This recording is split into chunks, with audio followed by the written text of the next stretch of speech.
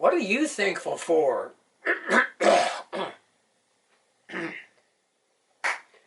What are you thankful for on day 23 of 30 Days of Thanks? And what do you think of when you think of the word charity? It was the middle of the year 2009, and I was driving down Farmers Lane in a town called Santa Rosa, California. Many of you have been there. Beautiful place to live, beautiful place to visit. And as I was driving by Montgomery Village, I noticed on the corner it says unauthorized Rolling Stones playing here on Saturday. Free. I'm thinking to myself, wow, the unauthorized Rolling Stones.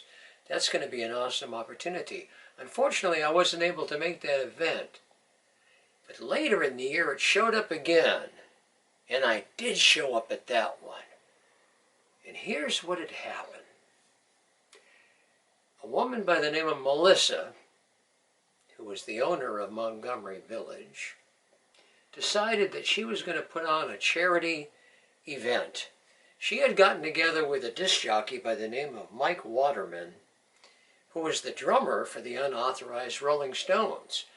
And Mike came up with the idea, along with Melissa, that they would get the unauthorized Rolling Stones, headed up by Rudy Colombini, and have an event to raise some money for charity. Well, it was a success, and so they decided to do another one. In 2009, launched a habit at Montgomery Village that turned out to be an amazing experience.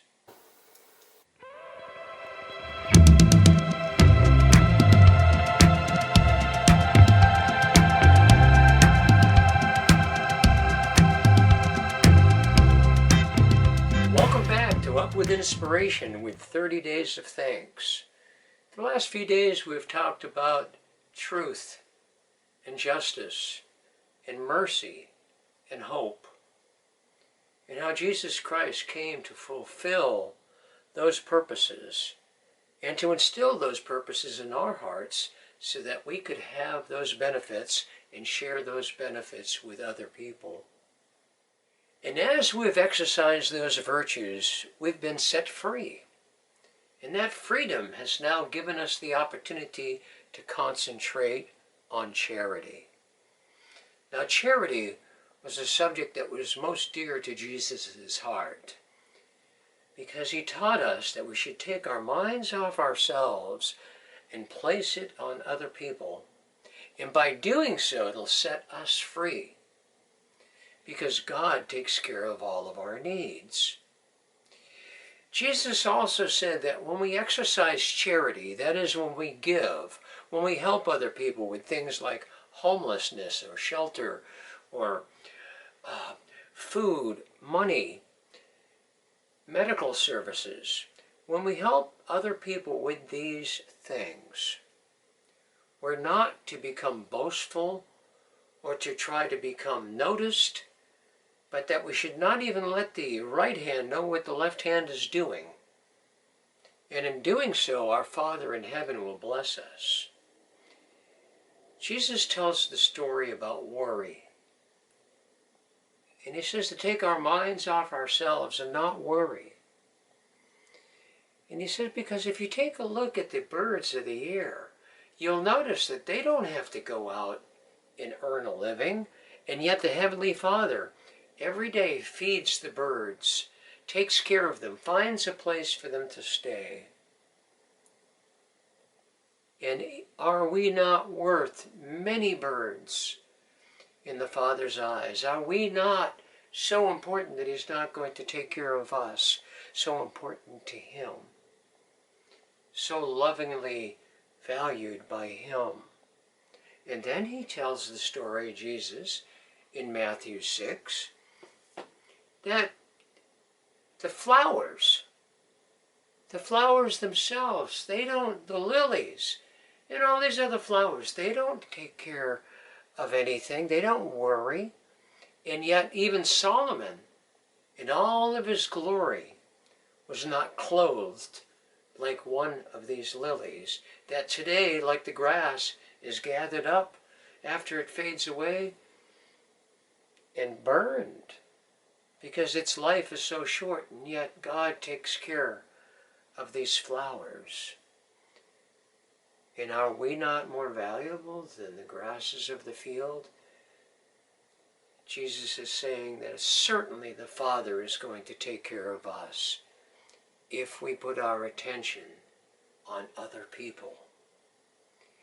You see, God's economy is about us taking care of each other. Jesus tells us another thing. He says, you can't serve two masters. You can't serve money and God. You've got to choose one or the other. You've got to choose whether you're going to be living to get rich, living to become extremely wealthy, or whether or not you're going to live for the heavenly virtues of the eternal rewards and to spend this life helping other people receive those spiritual gifts. Now, are those other things important? Jesus says, yes, of course they're important. But seek first the kingdom of God and his righteousness, and all these things will be added unto you. So Jesus tells another story.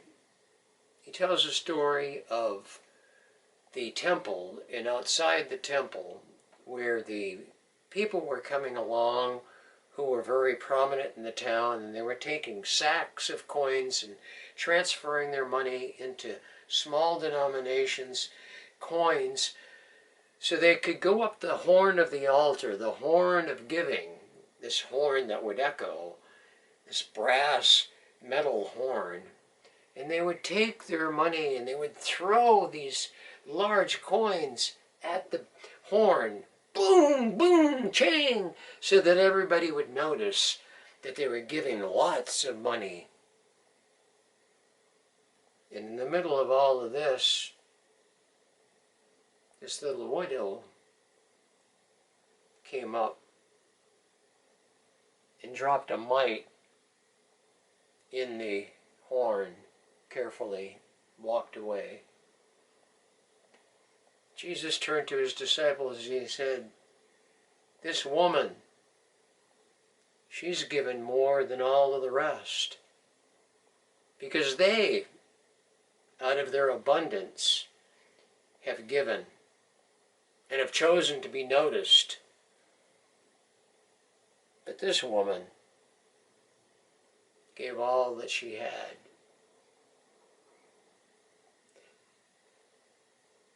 Jesus had compassion on the poor. And the word good and the word goodness are mentioned a lot in the Bible, particularly good. But if you take the number of times that the word good is used and add to it the number of times that the word goodness is used in the Bible, it is still far less than the word poor.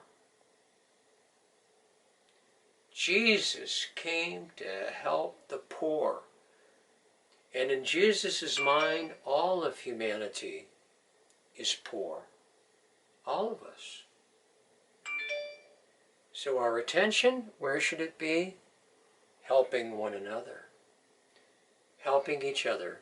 People who need shelter. People who need food. People who need money. People who need medical services. We get caught up in society of thinking that we have to worry about how these people are going to spend these things that we give them.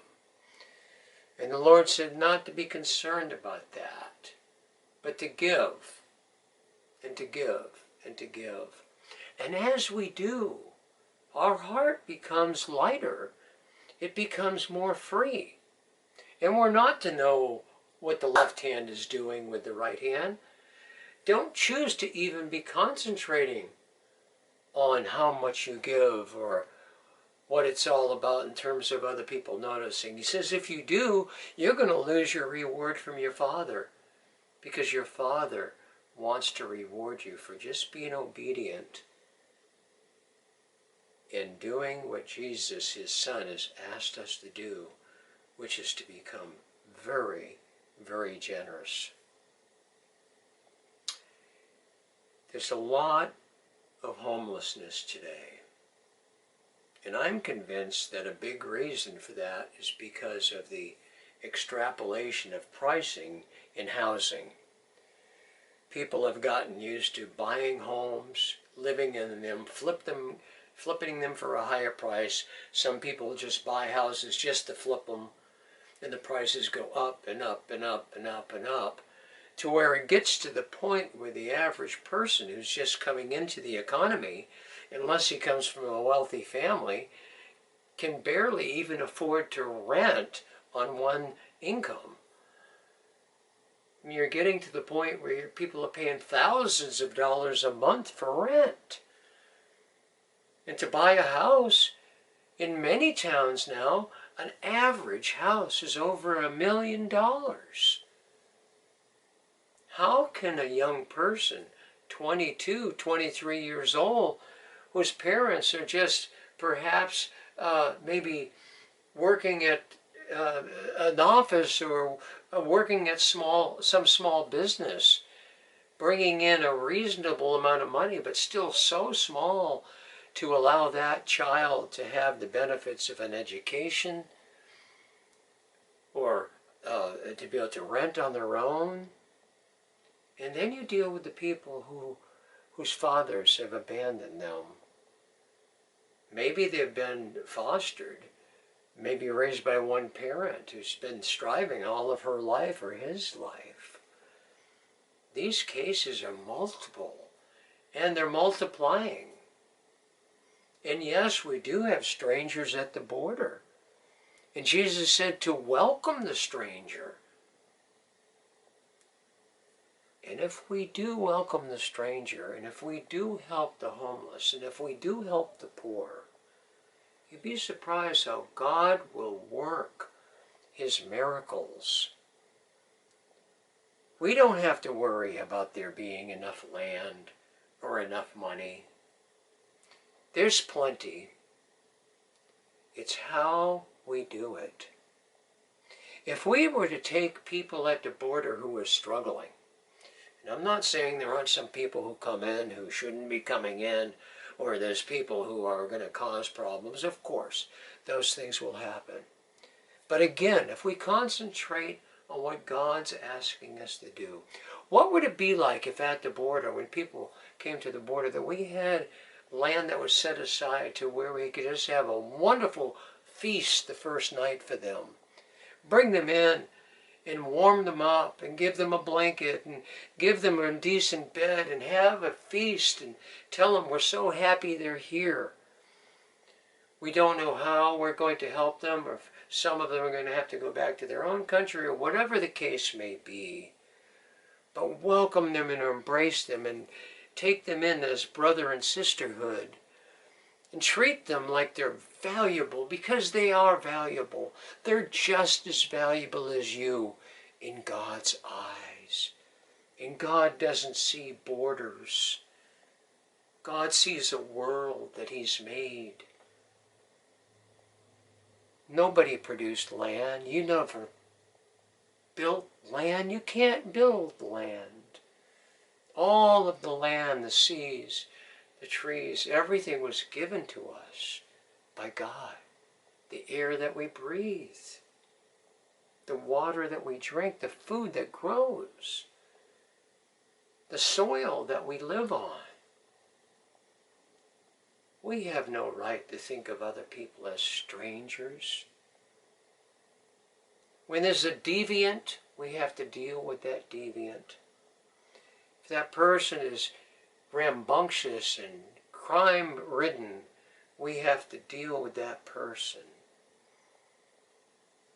But as a society, We have to drop the idea that we're different and just embrace the differences that we can bring. The different talents that people have that they can bring to the board, to where we can build a stronger, more intelligent society of giving and taking care of each other, taking care of the animals, taking care of our clean water and the fish, protecting it. You know, I sometimes wonder what oil is in the earth for anyway. It could be a lubricant that's necessary for the plates of the earth. And if we extract everything out of the soil and out of the land within just a few decades, when it's been there for thousands and thousands of years, what does that say about our trust? What does that say about our stewardship to the earth? You know, there will come a day, not too long from now, when I'll die. When you die. And then what are we going to do when we meet our Maker? And God asks us what we did with the resources that He gave us. Are we going to say, well, we bought up a lot of oil fields and we got very wealthy and we did very well for our friends and our family? Or is God going to ask us, what did we do to unite,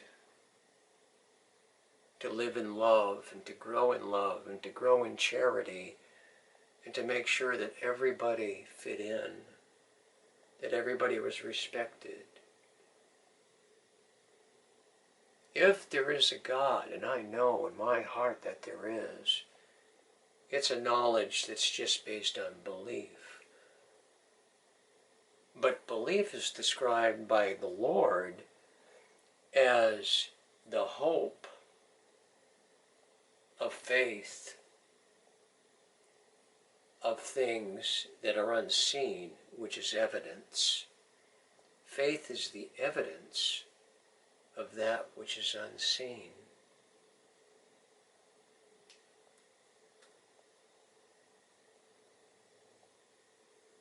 So as we approach the rest of the season, and we only have a short time left in this year, let us turn our hearts to God. Let us turn our hearts to charity. And let's see what we can do as a united human race.